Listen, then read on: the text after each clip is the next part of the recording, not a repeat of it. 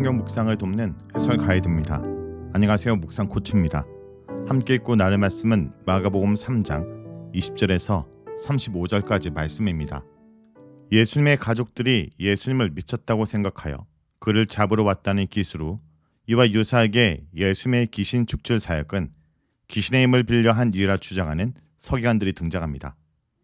예수님은 이들의 논리의 허점을 지적하실 뿐 아니라 도리어 이것을 기회로 삼아서 예수님의 축기 사역이 실제로는 사탄의 세력을 몰아내고 하나님의 종말론적인 통치인 하나님 나라를 가져오는 사건이라 설명하십니다.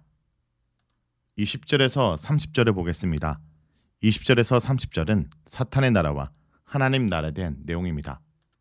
마태복음이 예수님의 가족이 예수님의 가르침에 어떻게 반응했는지 우리에게는 말해주지 않는 것과 달리 마가복음은 예수님의 가족들이 예수님을 미쳤다고 생각하고 그를 잡으러 왔다고 묘사하고 있습니다. 그런데 유대인들에게 있어서 미친 상태는 귀신 들린 상태로 간주되었기 때문에 아마도 예수님의 가족은 예수님을 귀신 들린 것으로 간주한 것 같습니다. 마가복음의 이러한 묘사는 예수님이 바알세불에 붙들려 있다라고 비난한 종교 지도자들의 모습과 그다지 다르지 않다는 점을 드러내기 위함일 것입니다. 육신적으로 가까운 관계가 그분께 대한 진정한 이해를 보장해 주지는 못하며 진정한 이해를 결여한 자는 비록 가족이라 할지라도 내분이 아니라 외분이 될 수 있다는 사실을 부각하고 있습니다. 가족들이란 만류는 베드로처럼 하나님의 뜻을 이루기보다는 사탄의 뜻을 이루는 일로 간주될 수 있습니다. 여기 예수님의 가족이 그분을 붙들려는 행동에 사용된 동사 크레테사이는 마가복음에서 체포하다라는 의미로 자주 사용되는 가격한 의미의 동사입니다. 예수님의 가족만이 예수님이 귀신 들었다 생각한 것이 아니라 이와 유사한 견해를 가지고 있는 또 다른 부류의 사람들이 등장합니다. 예루살렘에서 내려온 서기관들은 예수님이 바알세불에 들렸고 귀신들의 우두머리를 힘입어 귀신들을 쫓아낸다는 주장을 펼쳤습니다. 이들은 예수님이 갈릴리 지역에서 귀신 들린 자들을 고쳐주셨다는 이야기를 전해 들은 것 같습니다. 서기관들은 결국 예수님이 주술을 행했다고 비난한 것이며 이것은 굉장히 심각한 비난을 의미하였습니다. 당시의 주술은 중범죄로 여겨졌기 때문입니다. 문맥에서 예수님에게 적용된 바알세불이라는 단어는 명백히 사탄과 동의어로 사용됩니다. 예수님은 서기관들의 논리 뒤에 자리 잡고 있는 우매한 부분을 지적하십니다. 만약 사탄과 다른 귀신들이 하나님께 대항하여 싸우고 있다면 사탄이나 다른 귀신들의 패배는 사탄 자신의 세력에 대한 타격을 의미하기 때문에 귀신을 쫓아낸 예수님의 사역은 사탄의 역사일 수 없다는 것입니다. 이것은 매우 논리적인 설명입니다. 또한 예수님은 이 고소에 대해 답을 하면서 예수님의 인격과 사역을 통해서 나타나고 있는 하나님 나라가 사탄의 나라와 경쟁하는 관계에 있다는 것을 드러내십니다. 예수님의 사역에는 이러한 두 세력의 치명적인 갈등이 나타나고 있다는 것입니다. 27절부터 시작되는 예수님의 말씀은 마태복음의 문맥에서 그 의미가 더 분명하게 드러났지만 마가복음에서도 그 의미가 문맥 속에서 밝히 드러납니다. 문맥 속의 강한 자는 사탄을 의미하고 강한 자를 결박하는 사람은 사탄의 나라를 결박함으로써 하나님 나라를 드러내는 예수님을 나타냅니다. 즉 예수님은 강한 자에 대한 직접적인 공격을 통해 사탄의 나라를 결박하십니다. 예수님의 말씀 속에 등장하는 강한 자를 결박하는 것은 유대 묵시 사상의 특징이요 또한 기독교 종말론의 한 부분입니다. 따라서 귀신을 쫓아내는 예수님의 사역은 단순히 이적 자체에 관심이 있는 것이 아니라 이 사역을 통해서 하나님 나라 통치가 확대되고 있는 것을 알리는 것입니다. 28절에서 29절에는 성령을 거스른 죄를 언급하는데 보통 70인경에서 하나님을 대항하는 행위나 말을 일컫는 단어입니다. 그러나 일반 헬라어에서는 중상 혹은 모독 등으로 사용됩니다. 마가복음은 인간의 모든 죄가 용서될 것이라 말하지만 단 하나의 예가 있는데 성령을 거슬러 말하는 행위는 완전히 삐뚤어진 태도이며 하나님의 능력을 의도적으로 인정하지 않고 거절하는 것으로 용서받을 수 없다 말합니다.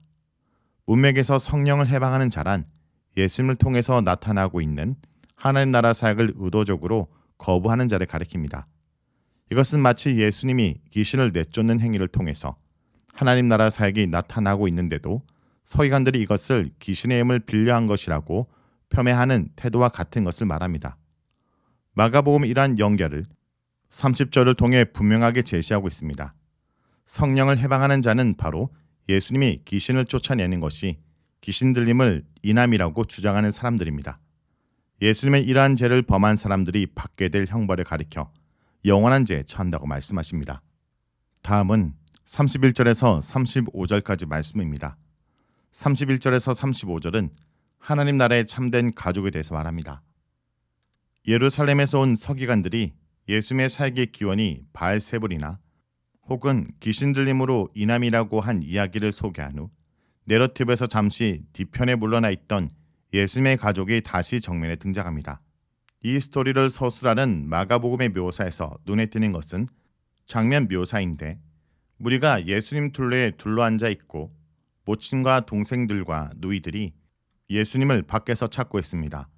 흥미로운 사실은 새롭게 정의되는 하나님의 공동체로서의 가족에 대한 규정에서 예수님의 가족들이 이 구성원 안에 직접적으로 포함되지 않고 있다는 뉘앙스를 준다는 것입니다. 예수님의 말씀을 통해서 하나님의 언약 공동체의 새로운 구성원이 되는 사람들이 선포됩니다. 그런데 놀랍게도 예수님의 육신의 가족들이 분명히 밖에 서 있었는데 예수님은 그들에 대해서는 어떠한 분명한 언급도 하지 않은 채 둘러앉은 사람들을 보시며 그들이 새로운 가족 공동체의 구성원이라고 선포하신다는 점입니다. 물론 예수님의 말씀은 어머니와 동생들이 자신의 가족 구성원에서 완전히 배제된다는 사실을 말하려는 것은 아닌 것 같습니다. 그 말씀의 진의는 하나님 나라를 이해하고 예수 안에서 새롭게 맺어질 하나님 나라의 가족 연대를 말하는 것이지 가족 관계를 완전히 거부하라는 것은 아닐 것입니다. 이렇듯 새롭게 하나님의 가족 구성원이 되는 은혜를 입은 제자들은 여기서 하나님의 뜻을 행하는 자로 묘사됩니다. 이것은 예수님을 따르는 제자도의 핵심입니다. 3장의 마지막에 마가는 하나님 나라를 선포하고 가르치고 계시는데도 성령을 거슬러 말하고 행하는 사람들과 또한 예수님의 가족임에도 그가 귀신 들렸다고 생각하는 육신의 가족들을 스토리의 한편에 같이 등장시킵니다. 그리고 또 다른 한편에 이 세대에는 거절당하지만 하늘 아버지를 잘 믿는 참 가족으로서의 제자들을 포함하는 무리들을 등장시켜서 그들에게 둘러싸인 예수님의 모습으로 끝을 맺고 있습니다. 이를 통해 독자들에게 누가 하나님 나라의 참 가족인지를 분별하도록 요구하고 있는 것입니다. 성도 여러분, 예수님은 어둠의 세력을 멸하기 위해 오신 분입니다.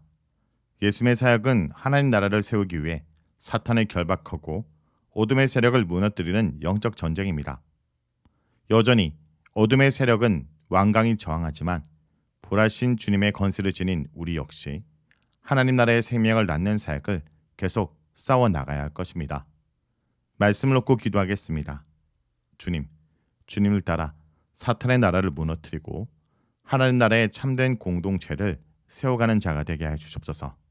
다툼과 분열이 아니라 예수님처럼 섬김과 사람으로 하나 되는 공동체, 하나님 나라를 보여주는 공동체로 살아가도록 좀 도와주시옵소서. 예수님의 이름으로 기도합니다. 아멘.